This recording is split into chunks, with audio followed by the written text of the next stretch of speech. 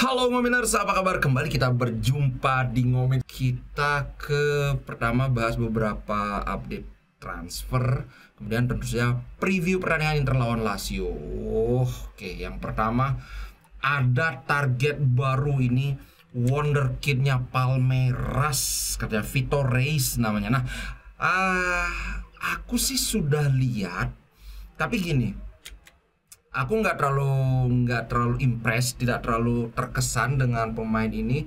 Dia kelihatannya adalah back tradisional yang cukup bagus dalam bertahan, tapi aku nggak ngeliat ada klip yang nunjukin dia bagus dalam build up serangan seperti Bastoni, seperti Palacios. Tapi di sini dikatakan yang mengincar itu luar biasa. Sebentar, ini kurang keras kayaknya. Udah. Ada Real Madrid, ada Arsenal, ada Chelsea. Wow.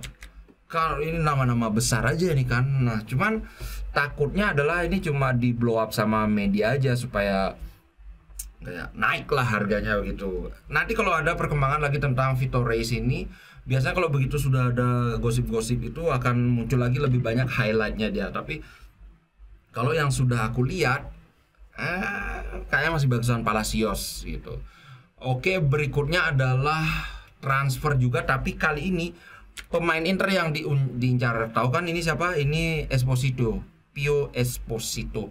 Nah, dikabarkan Presiden Napoli si De Sanctis ini siap membelinya dengan harga yang gila-gilaan. Ini kan umurnya baru 19 kalau nggak salah ya. Sekarang dia lagi dipinjemin di Spezia. Nah, Inter kabarnya tidak berniat menjual dia karena ini dianggap adalah pemain yang merupakan masa depan Inter. Itu yang pertama. Tapi kemudian yang aku baca dari sana sini adalah Conte merasa bahwa ini pemain yang sangat cocok untuk gaya bermain dia. Kayak 1 atau 2 musim aja dia ini di musim paling lambat musim ketiga dia akan sudah mencuat. Gitu sih katanya. Nah, makanya berani si De Laurentiis crazy offer. Tapi crazy offer untuk pemain 19 tahun paling ya mungkin 25 juta atau 20 juta kayak dulu si Casadei dibeli sama Chelsea 20 juta itu kan ya untuk pemain remaja itu udah crazy money namanya ya. Kita lihat aja kalau misalnya ini dibayar 20 juta kayaknya mungkin akan dilepas. Kalau aku penilaianku terus terang ya striker bagus tapi ini nggak lebih bagus dari Carboni gitu sih kalau aku ngeliat. Kalau kawan-kawan gimana? Coba deh lihat ininya highlightnya Pio Esposito ya, bukan yang lagi satu si Sebastian Esposito yang main di Serie A, ini yang di Serie B ini yang di Spezia gitu. Nah, ini ada berita ringan aja. Kawan-kawan ingat nggak siapa namanya ini? Lucescu. Dia pernah melatih Inter tapi sebentar banget. Tahun berapa ya? 2097. Nah, ini dia 97. Nah, ada kejadian lucu. Taribo West. Ingat kan yang ikonik banget rambutnya itu yang sekarang jadi pastor itu? Dia mengungkapkan Taribo West ini emang orangnya sedeng-sedengan, Pak. Jadi dia pernah gara-gara waktu itu diganti sama Silvestri kalau nggak salah. Tadi aku sudah sempat baca tapi aku lupa. Pokoknya mana lupa. Oh ya benar, Silvestri. Dia ngamuk baru diganti, pelatihnya dilempar pakai baju. Wow. Dilempar pakai baju ini kan sebuah disrespect yang sangat keterlaluan. Dan ironisnya lagi Silvestre yang menggantikan si Taribo West itu akhirnya pada pertandingan itu mencetak gol. Akhirnya kalau kata Lucescu, dia tidak meminta manajemen untuk membuang ini pemain, tapi manajemen udah memang menganggap wah ini pemain breakile ini udah langsung dibuang. Begitu, bahkan dia pernah katanya Lucescu ini dipanggil ke kamarnya si Taribo West. Terus dia ngebuka Bible itu Injil. Terus bilang, saya ini bintang Afrika, gimana pun caranya saya harus bermain jadi start. Dan ya gitu deh, Taribo West nggak terlalu sukses juga di Inter ya. Kelakuan kayak gitu kan kelakuan si kucing garong. Aku dulu zaman Taribo West itu belum mulai nonton Inter, jadi nggak terlalu ini. Coba lihat ini kok lucu rambutnya. Oke, ini ada sebuah Kita akan menghadapi Lazio ya. Nah, Crespo kan pernah main di Lazio, pernah main di Parma, di Inter, kemudian Chelsea. Baru habis dari Chelsea kayaknya dia balik ke Milan apa kebalik, aku lupa banget. Yang jelas ini dia diminta pendapat gimana nih Lazio lawan Inter. Dia bilang gini, Lazio berada dalam momen-momen magis saat ini. Form mereka sangat magical. Mereka bermain dengan sangat bagus walaupun mereka sebenarnya tidak ada pemain yang benar-benar world class, yang benar-benar kelas dunia. Wah, ini menghina ya. Saya sangat suka dengan cara mereka bergerak dan menyerang. Cara tim ini bermain sebagai kesatuan utuh dalam possession seperti choir, seperti chorus ini kayaknya dari kata choir harusnya. Choir itu apa ya? Paduan suara kayak gitu.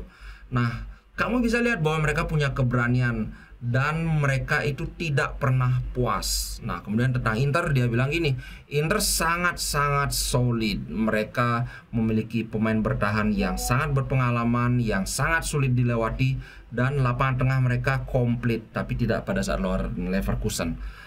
Dan di lini serang, menurut pendapat saya, partnership antara Lautaro dan Thuram adalah yang terbaik di Serie A. Ini akan menjadi pertandingan terbuka di Olimpico. Oh, ternyata di kandangnya Lazio, sorry. Kirain di kandang Inter. Crespo mengantisipasi pertandingan besok. Inter mungkin adalah favoritnya. Gitu katanya, bro. Aku juga pikir lawan Leverkusen akan sama-sama saling serang kayak Inter lawan Juventus. Ternyata malah Inter main gitu. Tapi gini, cara Inter bermain antara di Liga Champions dan di Serie A itu kan memang beda. Di Serie A Inter lebih lebih menyerang, lebih buka-bukaan, lebih berani. Sedangkan di UCL Inter kan cenderung bermain lebih konservatif. Dan apakah ini kebetulan atau enggak, justru di Liga Champions Inter kelihatan sering menyimpan pemain utamanya. Lebih sering pemain-pemain utama itu main di Serie A gitu sih, bro. Nah, berikutnya komentar dari Inzaghi. Bahkan kawan-kawan tentu tahu Inzaghi ini akan mantan pelatih Lazio. Dia itu main di Lazio kalau nggak salah berapa ya, 10 musim, pokoknya lama banget. Dia memenangkan Coppa Italia. Waduh, nggak ada di sini. Oh, ini nih. Inzaghi menghabiskan lebih dari 5 tahun sebagai pelatih Lazio. Sebelum itu, dia menjadi pemain Lazio lebih dari 1 dekade. So, sebenarnya dia darahnya lebih Lazio daripada Inter. Sehingga ya wajar ketika dia berkomentar kalau ini aku skip aja karena ini tentang kenangan-kenangan yang nggak penting lah. Langsung aja ke sini. Nah, tentang pertandingannya sendiri dia bilang gini, ini tentu saja akan menjadi pertandingan yang tricky. Kami menghadapi tim yang memenangkan 16 pertandingan dari 22 pertandingan yang mereka mainkan di musim ini. Yang walaupun mereka tidak menang, tapi mereka memainkan pertandingan yang excellent. Excellent itu istimewa maksudnya. Ini akan menjadi pertandingan yang sulit. Kami harus menginterpretasikan pertandingan itu sebaik mungkin. Kami harus memberikan kredit, apresiasi kepada semua orang di sana, baik itu klub maupun pelatih. Baron itu melakukan hal-hal yang hebat. Tim itu terorganisasi dan para pemainnya memainkan sepak bola yang bagus. Nah, kemudian tentang kekalahan yang mengecewakan dari Leverkusen, dia berkomentar begini. Kami tahu bahwa pertandingan Eropa itu menghabiskan atau mengambil energi. Jadi lihat saja di hasilnya dari minggu lalu, pekan lalu. Tapi ini sama untuk Inter, bagi Lazio, dan bagi semua yang bermain di kompetisi Eropa.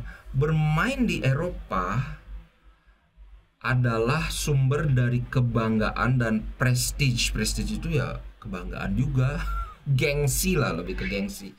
Tegasnya di event manapun saya yakin kedua tim akan memberikan segalanya untuk memainkan pertandingan yang bagus. Nah, tentang perburuan gelar dia bilang begini, saya telah mengatakan sebelum musim ini dimulai bahwa ini akan menjadi pertarungan gelar yang seimbang dengan banyak kontender penantang yang memiliki kekuatan. Dalam pandangan saya adalah tepat atau layak untuk mempertimbangkan Lazio sebagai salah satu penantang gelar. Gitu katanya, kalau aku sih enggak, tapi ya udahlah. Mungkin dia biar enggak terkesan menghina Lazio kan.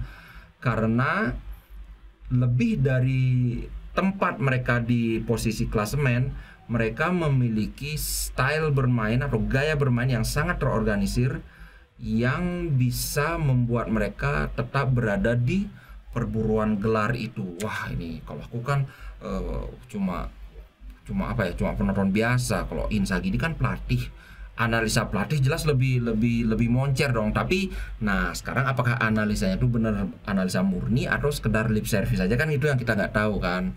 Oke, sekarang kita kupas pertandingan Inter lawan Lazio.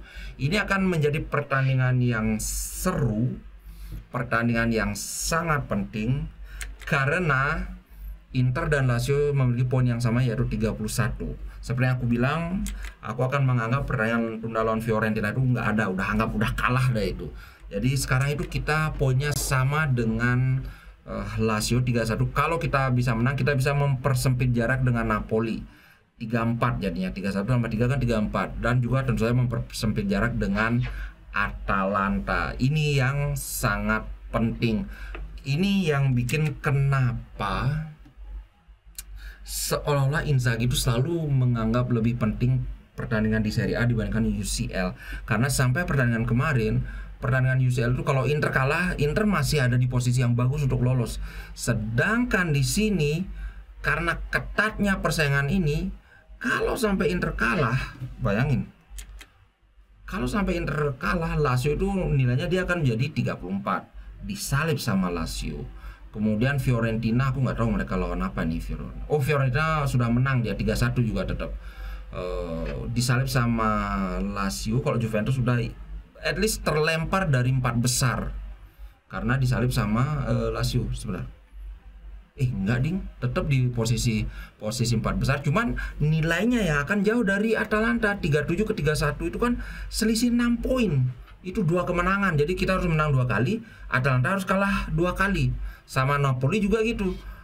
Kalau mau nyalip Napoli aja kita harus menang 2 kali, mereka kalah sekali.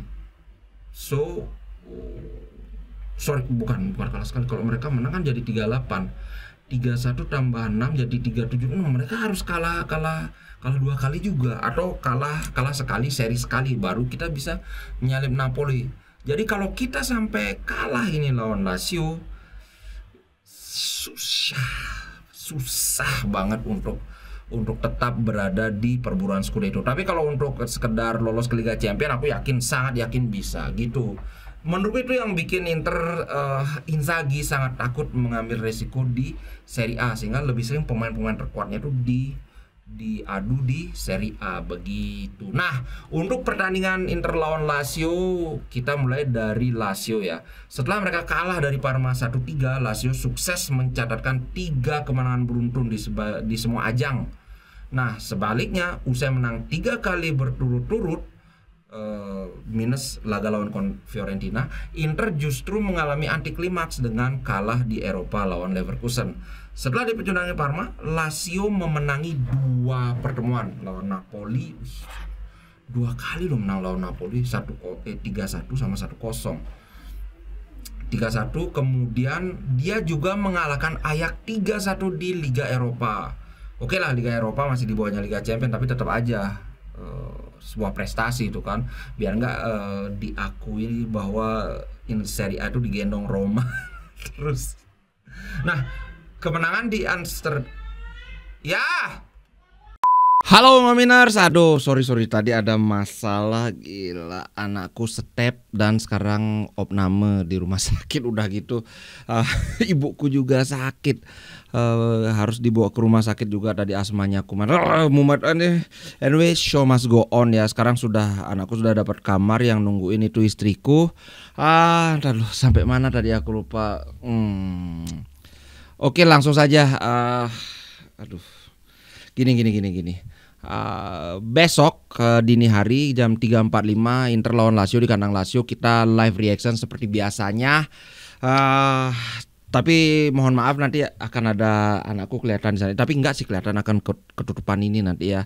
Karena ya situasinya agak beginilah. Alright, aku lanjutkan saja kira-kira dari ini ya. Tadi kan kayaknya aku udah bahas Lazio, berarti sekarang aku bahas Internya. Nah, Inter sebelum takluk di kaki Leverkusen, sebenarnya catatan Inter sangat bagus.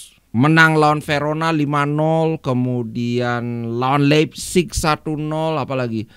Bahkan Inter mengalahkan Parma dengan skor 3-1. Ini ngomong Parma ini adalah tim yang mengalahkan Lazio. Tapi ya tentu saja kita tahu di Serie A kita tidak bisa bikin hitung-hitungan kalau si A kalah lawan si B kalah lawan si C, berarti si C harusnya menang lawan A. Nggak bisa kayak gitu.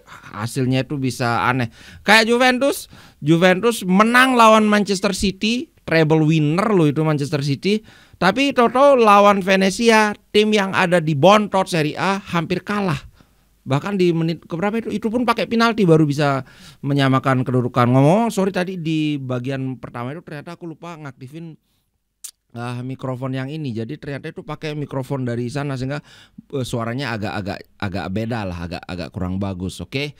Nah, prediksi kalau dari starting 11 mereka biasanya Lazio pakai 4-3-3, ada Provedel, Lazzari, Gila seperti biasa lah ya. Nah, ini yang sebenarnya aku setuju banget sama apa yang dibilang oleh Crespo, bahwa di Lazio itu mereka hebat banget loh. Mereka nggak ada pemain kelas dunia, nggak kayak Inter, tapi mereka bisa merangsek ke posisi keberapa ini? Ada di posisi kelima dengan poin yang sama dengan Inter. Luar biasa, sama-sama 3-1. Menurutku, aku selalu respect dengan tim-tim kecil yang tidak punya budget besar, yang tidak punya pemain bintang kelas dunia lah, elit lah apa, tapi bisa menunjukkan bahwa mereka bisa bersaing. Nah, itu Lazio, sehingga pertandingan lawan Lazio ini tidak akan mudah. Sedangkan di Inter mestinya sih selain yang cedera yaitu Pavard, Acerbi, siapa lagi ya? Di Gennaro ini. Di Gennaro cedera, gila. Udah kiper ketiga cedera lagi. Tapi nggak masalah kan. Cuma Pavard sama Acerbi aja yang agak-agak menyusahkan karena kedua-duanya merupakan pemain lini pertahanan, kedua-duanya center back. Ya, at least Augusto udah bisa main, Buchanan juga udah bisa main, ya bisalah nanti kalau gimana-gimana Darmian dimainin di tempatnya Bisek sebagai center back kanan. Bahkan sebenarnya Darmian jadi center back kiri pun dia bisa.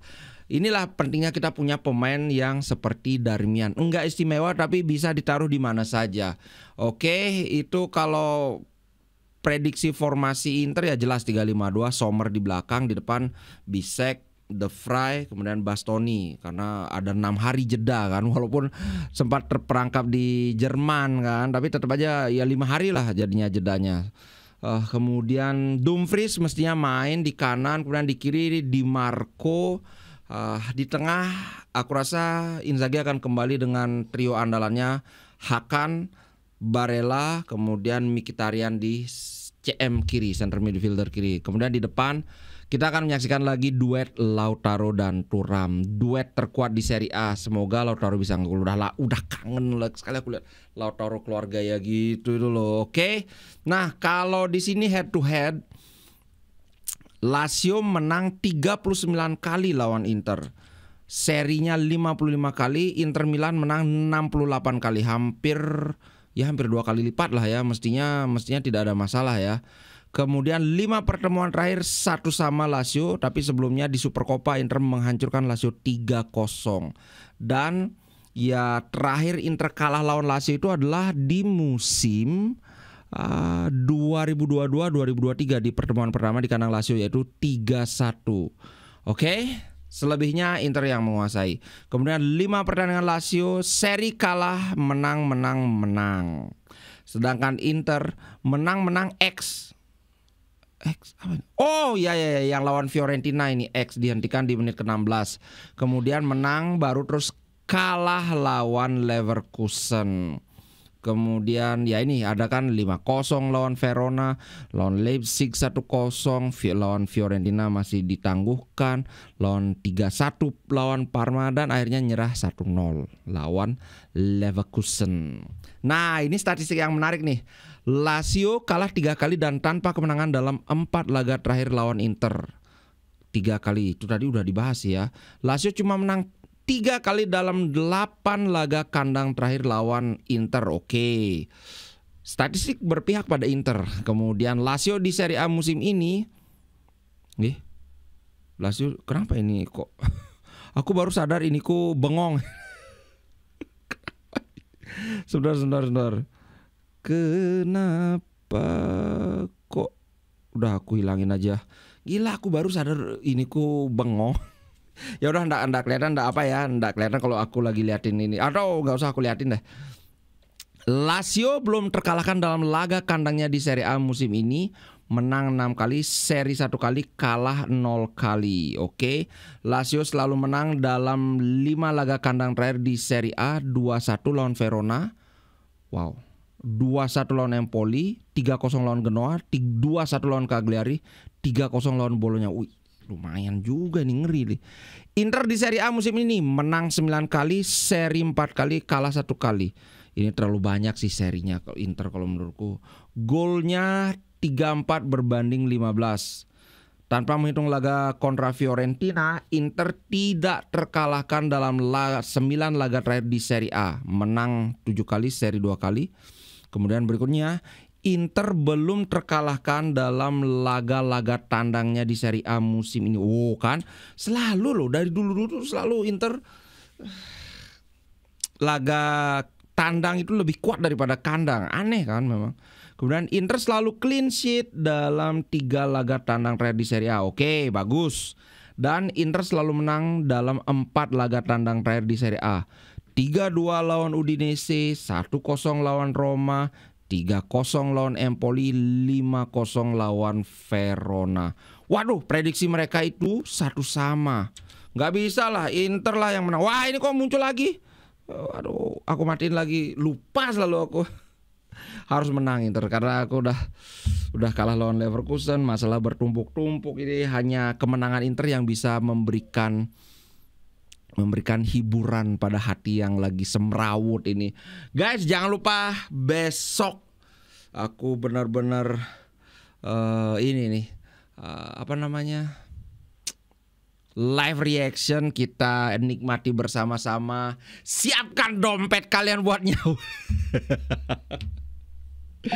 Oke, semoga pertandingannya berjalan dengan baik. Oke, ciao guys, sampai jumpa besok pagi. Ciao.